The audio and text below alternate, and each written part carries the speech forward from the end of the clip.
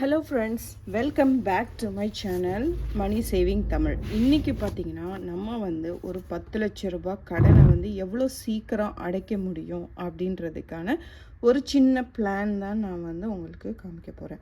So இந்த பிளானை நீங்கள் எந்த அமௌண்ட்டுக்கு வேணாலும் கால்குலேட் பண்ணிக்கலாம். ஸோ உங்களோட இஎம்ஐ, அதுக்கப்புறம் எவ்வளோ லோன் கட்டுவீங்க. இப்போ நீங்கள் லோன் வாங்க போகிறீங்கனாலும் சரி, நீங்கள் லோன் பாதி கட்டியிருக்கீங்க, ஒன்றும் சீக்கிரமாக கட்டி முடிக்கணும் அப்படின்றவங்களுக்கும் இந்த இது ஒர்க் அவுட் ஆகும். இது பார்த்திங்கன்னா கொஞ்சம் இனிஷியலாக ரொம்ப கஷ்டமாக இருக்கும். நம்ம காசு சேர்த்து எப்படியாவது கட்டிடணும் அப்படின்னு நினைக்கிறதுக்கு. ஸோ அந்த மாதிரி இருக்கிறதுக்கு பார்த்திங்கன்னா நீங்கள் இந்த இதை ஃபாலோ பண்ணிங்கன்னா கண்டிப்பாக உங்களுக்கு ரொம்பவே யூஸ்ஃபுல்லாக இருக்கும். ஸோ இந்த வீடியோ ஃபுல்லாக பாருங்கள், மறக்காமல் என்னோடய சேனலுக்கு சப்ஸ்கிரைப் பண்ணுங்கள். வேறு எதுவும் நான் இதில் சொல்ல விட்ட விஷயம் ஏதாவது இருந்துச்சுன்னா மறக்காமல் நீங்கள் எனக்கு கமெண்ட் பண்ணுங்கள். நான் நெக்ஸ்ட் டைம் அதை கரெக்டாக சொல்லிடுறேன், சரிங்களா? இப்போ லோன் வாங்க போனீங்கன்னா உங்களுக்கு சொல்லுவாங்க, loan amount, tenure period, interest, EMI, இதுதான் மெயினாக சொல்லுவாங்க ஃபஸ்ட்டு இனிஷியலாக. ஸோ லோன் அமௌண்ட்டு எவ்வளோன்னா, நம்ம எவ்வளோக்கு லோன் வாங்க போகிறோமோ அந்த அமௌண்ட்டு தான் லோன் அமௌண்ட். டென்யூர் பீரியட் அப்படின்னா நீங்கள் எத்தனை வருஷத்துக்கான லோன் வாங்குறீங்க. 10 வருஷம் வாங்கலாம், 20 வருஷம் வாங்கலாம், 25 வருஷம் வாங்கலாம். மேக்ஸிமம் எல்லோரும் 25 வருஷம் தான் லோன் வாங்குவாங்க. ஸோ அதனால் அந்த பீரியடு டென்யூர் பீரியட் அப்படின்னு சொல்லுவாங்க. இன்ட்ரெஸ்ட் அந்த நம்ம வாங்க போகிற லோனுக்கு எவ்வளோ இன்ட்ரெஸ்ட் போடுவாங்க அப்படின்றது தான் இன்ட்ரெஸ்ட் ரேட்டுன்னு சொல்கிறோம். இஎம்ஐ, இயர்லி மந்த்லி இன்ஸ்டால்மெண்ட் நம்ம இந்த லோனுக்கு அந்த பேங்க்குக்கு நம்ம எவ்வளோ கொடுக்க போகிறோம் மாதம் அப்படின்றது தான் இஎம்ஐ. இந்த இதில் பார்த்திங்கன்னா நான் உங்களுக்கு இடையில ஒரு ஆப்போட ஒரு வெப்சைட்டோட லிங்க் அட்டாச் பண்ணுறேன், அதையும் நீங்கள் பார்த்துக்கலாம். ஸோ இந்த இது நான் அதுலேருந்து எடுத்து நான் உங்களுக்கான கால்குலேஷன் காமிக்கிறேன், சரிங்களா? ஸோ இந்த இதில் பார்த்திங்கன்னா ஃபர்ஸ்ட் ஆஃப் ஆல் ஸோ இப்போ இந்த வெப்சைட்டை பார்த்துடலாம். இது கார் லோன், ஹோம் லோன் எல்லாத்துக்குமே இந்த வெப்சைட் பர்சனல் லோன் எல்லாத்துக்குமே யூஸ்ஃபுல்லாக இருக்கும். ஸோ இதில் நம்ம நம்மளோட லோன் அமௌண்ட்டை ஃபஸ்ட்டு போடணும். இப்போ நீங்கள் வாங்க போகிறீங்க, வாங்கிட்டீங்க, லோன் எடுத்துட்டீங்க அப்படின்னாலுமே இந்த இதை நீங்கள் யூஸ் பண்ணி பார்க்கலாம். இப்போ ஃபஸ்ட்டு நான் ஒரு 10 லட்ச ரூபாய்க்கு லோன் போடுறேன். அது 8% இன்ட்ரெஸ்ட்டில் போட்டுக்கிருக்கேன். மாதங்கள் பார்த்தீங்கன்னா வருஷங்கள் 10 லோன் டென்யூர்னு சொல்லுவாங்க. அது 25 வருஷத்துக்கு நான் போட்டுக்கிறேன். அப்போ பார்த்தீங்கன்னா என்னோடய லோன் இஎம்ஐ 7,768 ரூபா வருது. ஸோ எவ்வளோ வட்டி மட்டுமே கட்டியிருப்பேன்னா 13,13,15,449 ரூபா வட்டி மட்டுமே கட்டியிருப்பேன். மொத்தமாக பிரின்சிபலும் அண்ட் வட்டியும் சேர்த்து 23 லட்ச ரூபா நான் கட்டியிருப்பேன். ஸோ நான் அசல் வாங்கினதுலேருந்து வட்டி 13 லட்ச ரூபாய் எக்ஸ்ட்ராவாக கட்டியிருக்கேன். ஸோ இது எப்படின்னு பார்த்துக்கங்க. இப்போ இந்த லோன் அமௌண்ட்டை நீங்கள் எப்படியெல்லாம் மாற்றி கட்டலாம் அப்படின்றது தான் ஒரு 5 பாயிண்ட் நான் சொல்லியிருக்கேன். ஃபுல் வீடியோவையும் பாருங்கள். ஸோ பார்த்திங்கன்னா இதில் வட்டி தான் அதிகமாக கட்டியிருக்கோம், அசல் ரொம்ப கம்மியாக தான் கட்டியிருக்கோம். இந்த இதில் நம்ம இப்போ என்ன சேஞ்ச் பண்ண போகிறோம்னு பார்த்தீங்கன்னா, சப்போஸ் நான் இந்த அமௌண்ட் இருக்குது இல்லை பார்த்திங்கன்னா 25 வருஷம் அப்படின்ட்டு. ஸோ இந்த 25 வருஷத்தோடதை நான் ஒரு 15 வருஷம் 10 வருஷம் அந்த மாதிரி குறைச்சா எவ்வளோ வரும் அப்படின்ட்டு. ஸோ அந்த டீட்டெயில் பார்த்திங்கன்னா இப்போ நான் 15 வருஷமாக குறைக்கிறேன் என்னோடய லோனு மந்த் அண்ட் இயரை. ஸோ அப்போ பார்த்திங்கன்னா என்னோடய 15 வருஷத்தில் குறைச்சோடனே என்னோடய லோனோட அமௌண்ட் எவ்வளோ வருது, 17,20,000 ரூபா வருது. 7 லட்ச ரூபா மட்டும்தான் நான் இன்ட்ரெஸ்ட் பே பண்ணியிருக்கிறேன். பார்த்திங்கன்னா 13 லட்ச ரூபா லாஸ்ட் டைம் பே பண்ணேன் 25 வருஷத்துக்கு. இப்போ 7 லட்ச ரூபா தான் இன்ட்ரெஸ்ட் பே பண்ணியிருக்கேன். ஆனால் இஎம்ஐ கூடிருச்சு. அடுத்ததில் பார்த்திங்கன்னா நான் 10 வருஷத்துக்கு பே பண்ணுற மாதிரி பார்த்தா என்னோடய லோன் அமௌண்ட்லேருந்து நான் மொத்தமே 14 லட்சம் தான் கட்டியிருக்கேன், லோனும் இன்ட்ரெஸ்ட்டும் சேர்த்து. 4 லட்ச ரூபா இன்ட்ரெஸ்ட்டாகவே கட்டியிருக்கிறேன். ஸோ இதை எப்படியெல்லாம் நம்ம கம்மி பண்ணலாம். இப்போ இஎம்ஐ மூலயமா கம்மி பண்ணுறது, லோன் டென்யூர் பீரியடை கம்மி பண்ணுறது, அதுக்கப்புறம் எக்ஸ்ட்ரா இஎம்ஐ கட்டி கம்மி பண்ணுறது, அதுக்கப்புறம் பார்த்திங்கன்னா பிரின்சிபல் அமௌண்ட் எக்ஸ்ட்ராவாக கட்டி கம்மி பண்ணுறது, இந்த மாதிரி 4 பாயிண்ட் வந்து இருக்குது. ஸோ அந்த 3 பாயிண்ட்டை வந்து உங்களுக்கு நான் வந்து அடுத்த இதில் எக்ஸ்பிளைன் பண்ணுறேன். அடுத்த ஸ்லைடை பார்ப்போம். ஸோ இந்த இஎம்ஐ பீரியட் வந்து உங்களுக்கு வந்து ரொம்பவே இம்பார்ட்டண்ட். இஎம்ஐ எவ்வளோ கட்டுறோன்றது முக்கியம், இன்ட்ரெஸ்ட்டு பீரியடும் நம்ம எவ்வளோ கட்டுறோம் அப்படின்றது முக்கியம். ஸோ டென்யூர் பீரியடும் முக்கியம். சரிங்களா?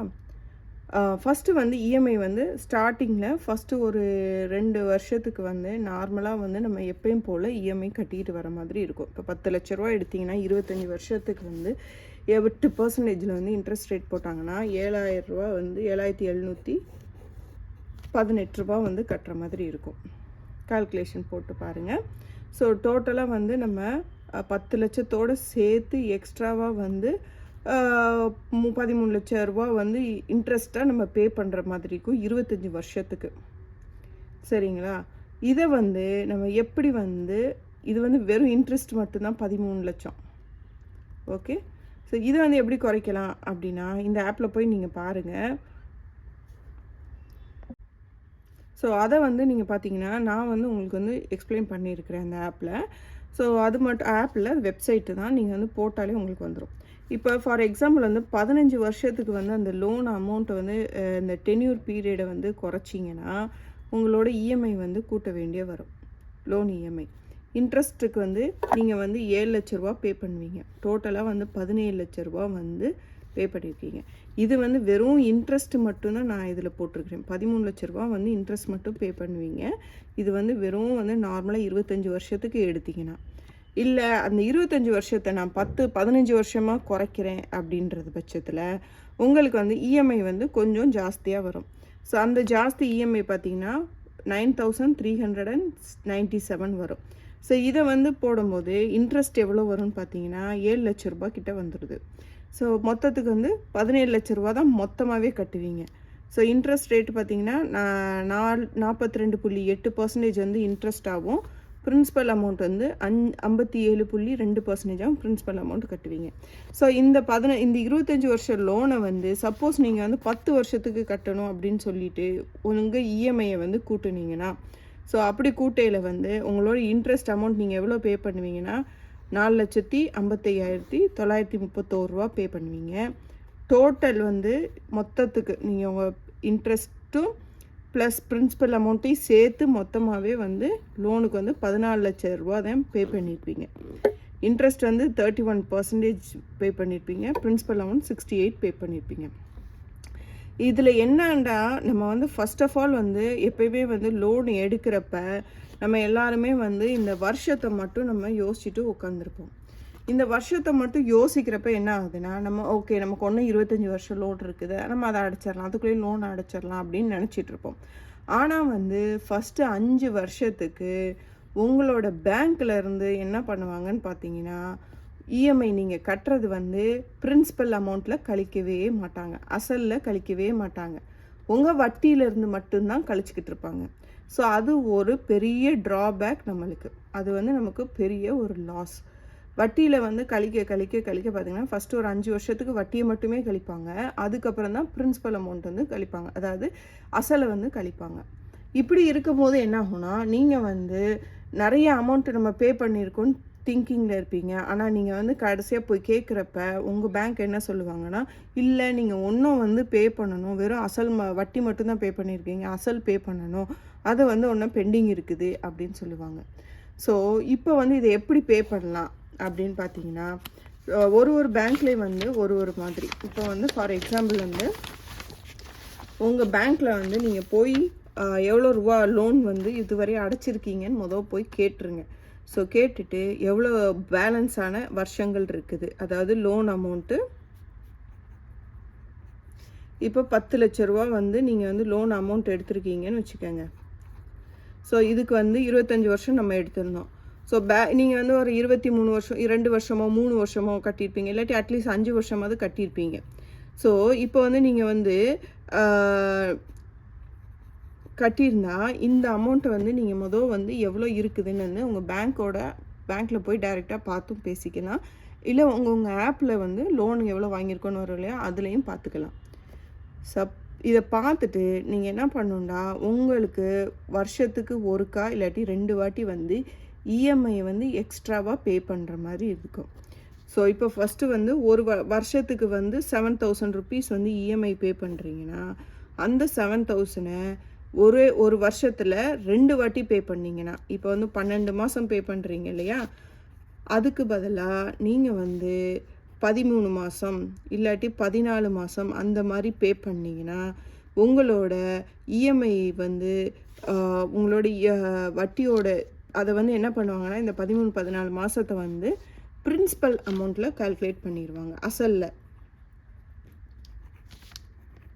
கால்குலேட் பண்ணிடுவாங்க. ஸோ இந்த மாதிரி பண்ணும்போது உங்களுக்கு வந்து அசல் வந்து குறையும் போது அப்போ வந்து வட்டியோட விகிதம் வந்து குறையும். ஸோ வட்டி வந்து இன்ட்ரெஸ்ட்டுக்கு ஆன அமௌண்ட் வந்து குறையும். ஸோ அதுதான் வந்து நான் இங்கே வந்து எக்ஸ்பிளைன் பண்ணியிருக்கிறேன். சரிங்களா? அந்த ஆப்லேயும் நீங்கள் போட்டிங்கனாலே வரும், அந்த வெப்சைட்லேயும் போட்டிங்கனாலே வரும். ஸோ இது வந்து எல்லா லோனுக்குமே இது மாதிரி தான். பர்சனல் லோனுக்கு, கார் லோனுக்கு எல்லாத்துக்குமே இதே மாதிரி தான். இப்போ சரி எனக்கு வந்து மாதத்துக்கு வந்து 7,000 ரூபாய் இல்லாமல் 14,000 ரூபாய் கட்ட முடியும்னா நீங்கள் இந்த மாதிரி போய் கட்டிக்கலாம்.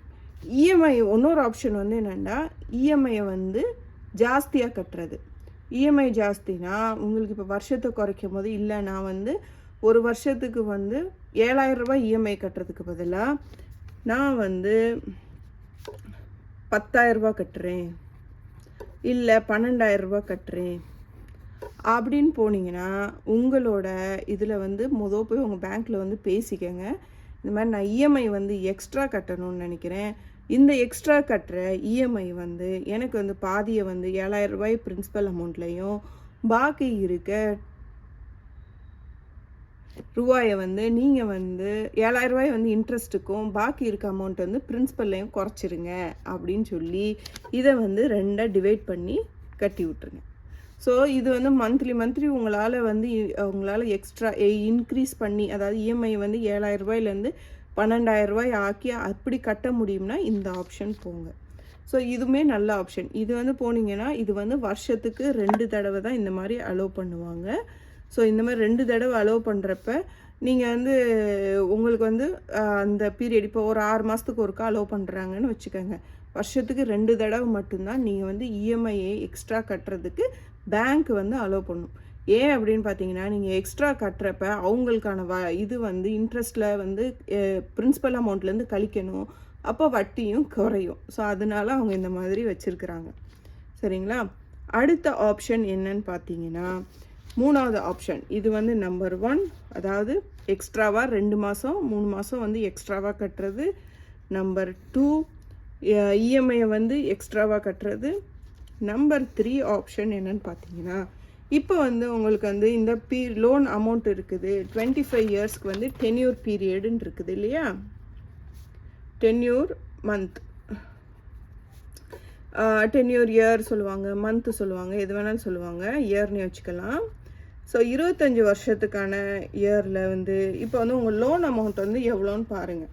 ஸோ இப்போ வந்து ஒரு 10 லட்ச ரூபாய் உங்களுக்கு லோன் அமௌண்ட்டு அப்படின்றதுல நீங்கள் வந்து உங்களால் ஒரு 2 லட்சமோ 3 லட்சமோ சேர்த்து மொத்தமாக இப்போ வந்து ஒரு 2 lakhs வந்து உங்களால் மொத்தமாக சேர்க்க முடியுதுன்னு வச்சுக்கோங்க. மொத்தமாக சேர்த்து இந்த அமௌண்ட்டை கொண்டு போய் பேங்க்கில் வந்து பிரின்சிபலில் கட்டிட்டுருங்க. அதாவது அசலில் வந்து இந்த அமௌண்ட்டை கட்டி விட்டுருங்க. ஸோ அசலில் கட்டும்போது என்னென்னா, டக்குன்னு உங்களோட லோனோட அமௌண்ட் வந்து 10 லட்சத்தில் வந்து இருந்த அமௌண்ட் வந்து 8 லட்சமாக குறைஞ்சிரும். ஸோ 8 லட்சமாக நமக்கு குறையும் போது பார்த்தீங்கன்னா, நீங்கள் வந்து அடுத்து வந்து இன்னும் கொஞ்சம் நாள் கழித்து அதே மாதிரி ஒரு 3 மந்த்துக்கு ஒருக்கா, 4 மந்த்து ஒருக்கா, இல்லாட்டி 6 மந்த்ஸ் ஒன்ஸ் வந்து இந்த மாதிரி அசலை வந்து கட்டிக்கிட்டே வந்துட்டிங்கன்னா லோன் அமௌண்ட்டும் குறையும். நீங்கள் வந்து அதில் வந்து பார்த்தீங்கன்னா அசல் வந்து எக்ஸ்ட்ராவாக தான் கட்டுறோம், இதோடு சேர்த்து நீங்கள் இஎம்ஐ மந்த்லி இஎம்ஐயும் கட்டிக்கிட்டு இருப்பீங்க. சரியா? இப்போ இந்த அசல் அமௌண்ட் வந்து போட்டோடனே உங்களுக்கு வந்து லோனோட இது வந்து குறைஞ்சிரும். ஸோ அப்படி குறையும் போது இஎம்ஐயோட அமௌண்ட்டும் குறைஞ்சிரும். ஸோ இந்த மாதிரி ஆப்ஷன் சூஸ் பண்ணிங்கன்னா இஎம்ஐ வந்து சம்டைம்ஸ் அதே வச்சுருப்பாங்க, சில பேங்க்கில் வந்து குறைப்பாங்க. ஸோ அது நீங்கள் வந்து பேங்க்கில் தான் பேசி இது பண்ணிக்கணும்.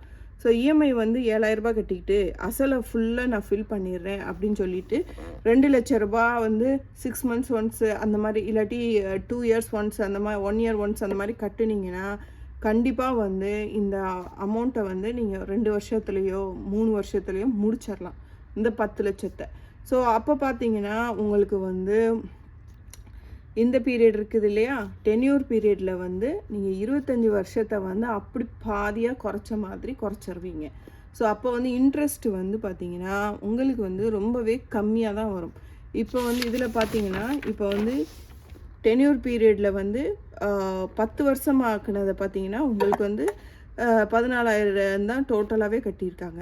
4 லட்சம் தான் வந்து இன்ட்ரெஸ்ட், 14 லட்சம் தான் கட்டியிருக்காங்க, 4 லட்சம் தான் இன்ட்ரெஸ்ட் போயிருக்கு.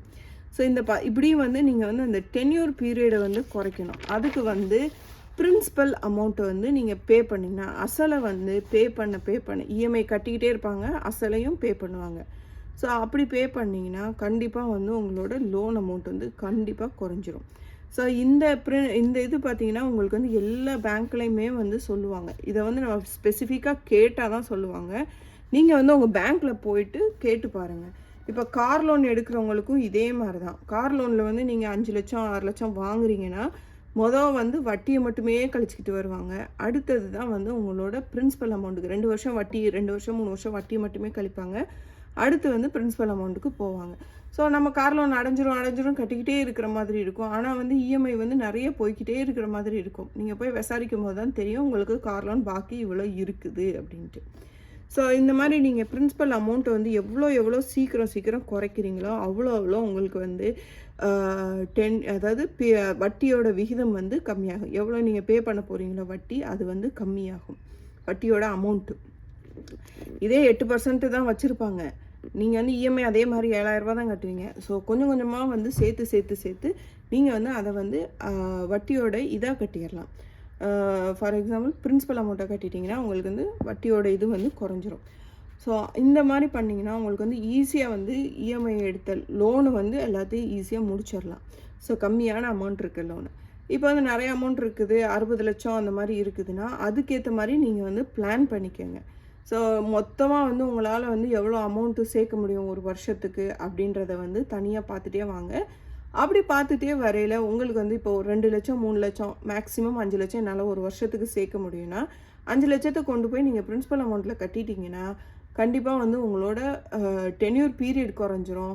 அது மட்டும் இல்லாமல் வட்டி நீங்கள் வந்து பேங்க்குக்கு வந்து 25 வருஷத்துக்கு கட்ட போகிற வட்டியும் வந்து குறைஞ்சிரும். ஸோ அப்போ வந்து உங்களுக்கு வந்து லோன் வந்து டக்குன்னு அடையிடும். ஸோ இந்த இது தான் நான் ஃபாலோ பண்ணுங்கள். நாங்கள் வந்து கார் லோனுக்காண்டி இந்த மாதிரி பிளான் பண்ணி வச்சுருக்கோம். அது ஒரு 5 லட்ச ரூபா கிட்டே இருக்குது கார் லோனு. ஸோ அந்த கார் லோனுக்காண்டி நாங்கள் இந்த மாதிரி பிளான் பண்ணி வச்சுருக்கோம்.